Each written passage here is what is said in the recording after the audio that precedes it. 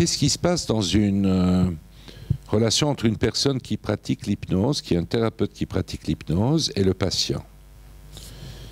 Il y a beaucoup de choses qui ont été écrites là-dessus. J'ai moi-même écrit pas mal de choses là-dessus, dans diverses publications. La référence de clé sur laquelle je m'appuie, c'est mon livre sur Soigner par l'hypnose. Et je dirais d'abord que ce qui me paraît très important dans les ingrédients, dans les paramètres d'une relation hypnothérapeutique, c'est d'abord l'adhésion, la notion d'adhésion. Le patient adhère à cette méthode thérapeutique. Il adhère aux intentions du thérapeute. Il lui fait confiance, il s'en remet à lui et il accepte de faire l'expérience. Il est hors de question d'imposer une telle méthode thérapeutique à quelqu'un ou de la pratiquer sournoisement sans le lui dire. Ce serait de la manipulation, ce serait tout sauf une adhésion librement consentie, même si on ne sait pas très bien ce que c'est que l'hypnose. Dire ok, j'y vais, j'ai confiance en vous, on y va, on va voir. Et l'adhésion s'accompagne d'une implication. C'est pas seulement juste je suis d'accord, mais je m'engage un peu dans le processus. Je veux bien essayer de voir ce qu'il se passe en mettant de moi et vous en mettant de vous.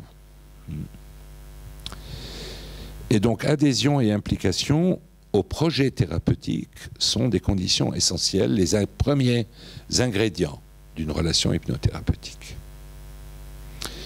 Mais à quel projet thérapeutique? Qu'est-ce que ça veut dire faire de l'hypnose? Et souvent, les thérapeutes sont amenés à expliquer ce qu'ils vont faire. Sauf quand, comme aujourd'hui, on voit ça souvent, vous le savez bien, les gens viennent, ils ont tout lu sur Internet déjà, ils vous disent alors, vous faites quoi? Quelle technique? Vous êtes plutôt ericksonien, vous êtes directif, Puis ils sont très au courant et vous demandent de rendre compte. Usuellement, moi ce que je fais, et puis beaucoup de mes collègues aussi, quand on nous pose cette question, qu'est-ce que ça va être que de travailler avec l'hypnose? C'est de dire on va travailler avec des variations de l'état de conscience. Et aujourd'hui, je ne dis plus vraiment des variations de l'état de conscience. Vous savez que c'est ça la définition officielle de l'hypnose aujourd'hui dans le domaine scientifique. C'est un état modifié de conscience. Je trouve qu'un état de conscience est un terme impropre. La conscience est quelque chose d'actif, qui travaille. Que nous soyons conscients, un peu moins conscients, drôlement conscients de quelque chose, exagérément conscients, il y a comme un régime au travail, comme un moteur. C'est comme si la conscience était un moteur qui peut avoir des régimes élevés et des régimes faibles. On peut laisser la conscience travailler à un régime très puissant et un régime plus tranquille, plus calme, plus paresseux, comme ça. Je pense en cela à ce que Billetter a dit aussi de l'hypnose. Il parle d'un régime d'activité du corps. Pour lui, c'est beaucoup avec le corps que ça se passe, et je suis d'accord avec lui. L'hypnose implique complètement le corps. Et donc, mais quand même le projet, lorsqu'il s'agit de dire on va faire de l'hypnothérapie, c'est on va travailler avec une conscience tantôt plus rétrécie, tantôt plus élargie, tantôt plus survoltée, tantôt plus tranquille et bas régime, pour accéder au problème et le changer. Le patient vient avec une phobie des ascenseurs, pour faire simple. Voilà. J'aimerais bien que vous me libériez de cette phobie. J'aimerais bien essayer l'hypnose. Qu'est-ce que vous allez me faire comme tour de passe-passe en quelque sorte? Et beaucoup de gens viennent en hypnose avec une sorte de demande magique, un peu comme s'ils apportaient leur voiture au garagiste en disant « Ouvrez le capot, réglez ce qu'il y a dedans, réparez-le, je ne veux pas savoir.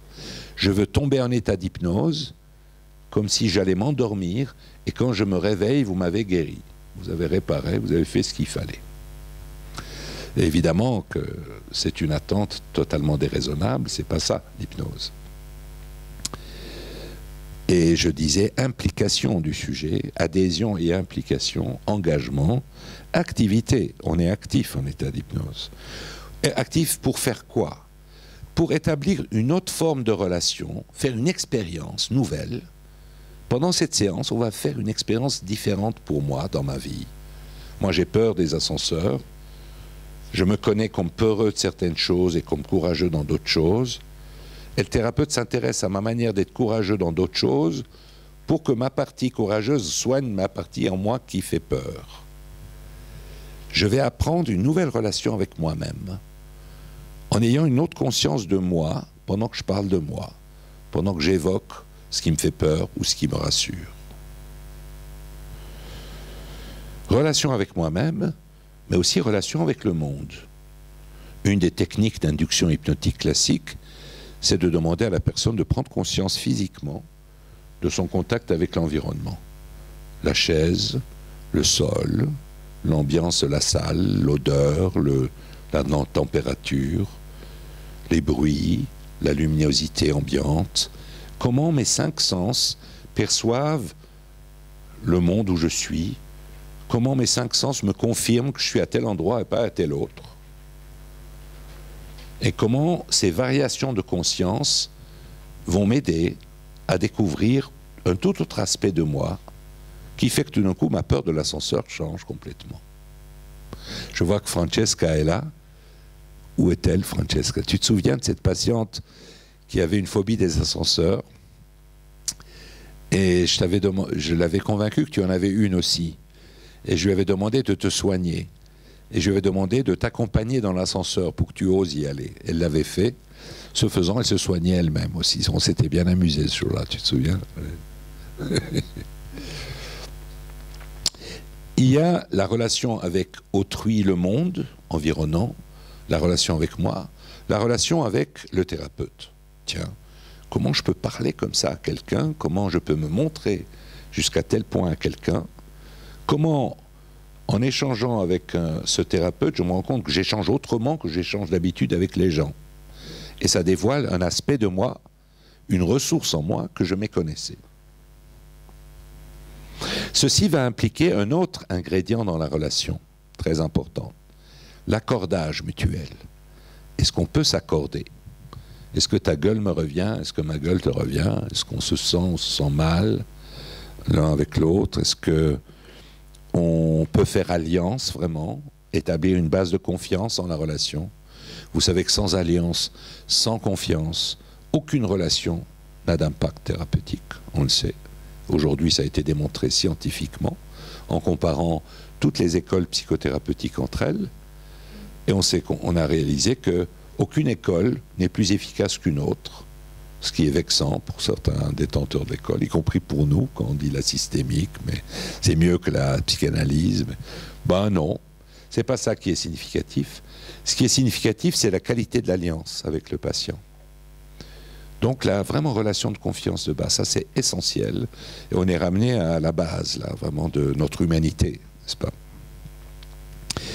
Donc on va repérer les accordages mutuels à toutes sortes de petits indices auxquels un hypnothérapeute est très attentif. C'est ce qu'on appellera des indices de matching en anglais. Le matching, l'accordage, l'ajustement. Comment on s'ajuste l'un à l'autre. Toutes sortes de petits signaux qui signifie un accord, la façon d'être ouvert corporellement et pas hermétiquement fermé, la façon d'être orienté vers le thérapeute. La posture indique beaucoup de choses.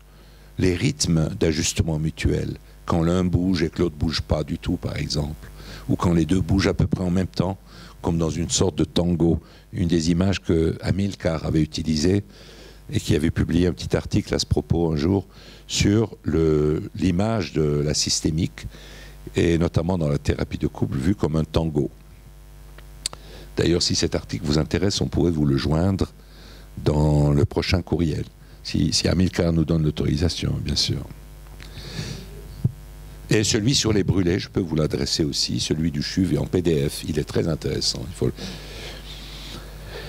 Alors il y a des accordages mutuels qui vont signifier l'alliance, et puis là on est renvoyé à ce que Milton Erickson, le grand rénovateur de l'hypnose à Phoenix, Arizona, avait fait, il disait « accepting, utilizing ». Le principe de l'hypnose, c'est d'accepter tout ce qui vient du patient sans dire non, il devrait d'abord corriger sa demande pour qu'on puisse l'aider. Non, il vient exactement comme il est, et comme il dit les choses, et comme il les sent. Et on va utiliser ce qu'il dit pour l'aider à découvrir autre chose, et faire ce qu'on appellera une expérience correctrice, une expérience heuristique, et une expérience conviviale. Correctrice, ça veut dire, tiens, pendant 10 minutes, chez ce thérapeute, je vérifie que j'ai plus mal au dos, moi qui ai mal au dos depuis 25 ans. Tiens, pendant la séance, je vérifie que je suis capable de prendre une boîte d'aiguilles dans la main alors que j'ai une phobie des aiguilles. Tiens, je réalise que pendant la séance, je peux aller dans l'ascenseur pour aider quelqu'un comme on me l'a demandé alors que, tiens, je croyais être incapable de le faire. Et ainsi de suite. Expérience correctrice. Je vais vérifier en moi une potentialité, une façon de vivre, une façon d'être et de ne pas souffrir ou de vaincre ma souffrance que je méconnaissais en moi. Correctrice. Heuristique, ça veut dire qu'il découvre. Je vais être étonné. Je vais être surpris. Je vais être surpris de quelque chose qui m'arrive et que je découvre là pendant la séance. Ça, c'est très important en hypnothérapie. Et ça rejoint un des concepts que Jean-François Malherbe a beaucoup creusé et développé dans ses travaux et dans ses enseignements, c'est la notion de surprenance. Cette notion de surprenance de l'être. Au fond, d'atteindre cette qualité presque de transcendance qui nous caractérise aussi, nous autres, dans notre humanité profonde. Et la surprise est toujours un élément extrêmement puissant dans le changement d'une vie. Et enfin, une relation conviviale, c'est grâce à la relation avec quelqu'un que quelque chose s'expérimente. Non seulement avec ce thérapeute, je découvre qu'ici quelque chose est possible, qu'ailleurs n'est pas possible, mes maux de tête cessent quand je suis là, mais dès que je sors, c'est de nouveau là. Qu'est-ce qui se passe? Pourquoi c'est différent? Quelque chose à travers la relation avec le thérapeute modifie même ma relation avec les gens et ma relation avec moi-même. Relation avec. Cette dimension conviviale de la relation hypnothérapeutique me paraît essentielle. Voilà, je ne vais pas faire trop long. Je dirais qu'à partir de ces bases vont se dessiner des stratégies différentes. L'hypnose se caractérise de 1001 stratégies très variées. C'est un monde extraordinairement riche et fourmillant d'inventions. Beaucoup d'hypnothérapeutes très brillants aujourd'hui en France, en Allemagne, en Angleterre, aux États-Unis, en Suisse, nous surprennent, nous amènent des inventions. On se rend compte que l'hypnose va évoluer sûrement beaucoup dans les décennies qui vont suivre, et pas grâce aux hypnothérapeutes, mais grâce à chaque spécialiste dans son domaine. Les éducateurs vont faire avancer l'hypnose, les dentistes vont faire progresser l'hypnose, les pédiatres vont faire avancer l'hypnose, les psychiatres vont faire découvrir l'hypnose autrement. Ce n'est pas le propre d'une discipline, c'est une métadiscipline. C'est une discipline opportuniste, ubiquitaire, qui est partout dans les soins. Beaucoup d'infirmières aujourd'hui se forment en hypnose pour avoir une technique différente quand elles changent un pansement, quand elles aident un patient à vaincre une dyspnée ou des douleurs, etc., etc. Ces stratégies, on ne va pas les développer ce soir, ce n'est pas notre propos. Notre propos étant de nous intéresser à la relation et au dialogue. Mais je dirais en conclusion que, à retenir comme esprit, une des choses que je défends toujours comme idée quand j'enseigne l'hypnose, ici ou ailleurs, c'est qu'on me pose parfois la question, quel est le talent d'un hypnothérapeute? Quel doit être le talent d'un hypnothérapeute? À quoi on reconnaît le talent d'un hypnothérapeute? Est-ce qu'il faut avoir du bagou? Est-ce qu'il faut être très imaginatif? Est-ce qu'il faut être inventif? Il faut avoir un esprit enfant, insouciant. Il y a plein de thèmes qu'on nous donne, mais à mon avis, aucun de ces arguments ne compte vraiment en soi, ou tous comptent. Ce qui compte beaucoup, à mon avis, le talent d'un thérapeute, c'est de réveiller le talent du patient. Un thérapeute qui sait réveiller chez son patient son talent, celui-là est talentueux comme thérapeute. Et ce n'est pas lui qui va faire la star devant le patient. C'est le patient qui devient sa propre star dans le changement. Voilà, et puis il y a des styles directifs ou permissifs en hypnose. Je ne vais pas m'attarder sur ces questions, mais retenir surtout que l'hypnose, c'est un art de catalyser les ressources du patient, sa capacité de se guérir lui-même, sa capacité de venir aussi en aide aux autres autour de lui, et pas d'être auto-centré sur lui. Pour clore, je dirais une image que Erickson utilisait souvent. Quand il était petit, Milton Erickson était fils d'un agriculteur, il avait une dizaine d'années, et un jour dans la ferme est entré un cheval que on ne connaissait pas. Il est acquis ce cheval, il n'était pas marqué. Et le père était soucieux qu'on puisse l'accuser d'avoir volé un cheval à des voisins ou à d'autres. Et Milton a dit, écoute papa, je vais le ramener chez lui. Il dit, mais tu sais pas chez qui il est. Oui, il dit, mais je le trouverai. Et il revient 2 heures plus tard, et il dit, ah oui, c'était le fermier tel qui habite à telle distance, tout ça. Il dit, mais comment tu as fait pour le trouver? Il dit, c'est pas moi qui l'ai trouvé, c'est le cheval. Il dit, mais comment il l'a trouvé? Il dit, je me suis contenté de le mener sur la route, et il a trouvé son chemin. Et il disait, c'est comme ça que doit être un thérapeute avec le patient. Laissez le patient trouver son chemin. Voilà, merci de votre attention pour cette entrée en matière à l'exposé que maintenant va nous faire Catherine Bouchara.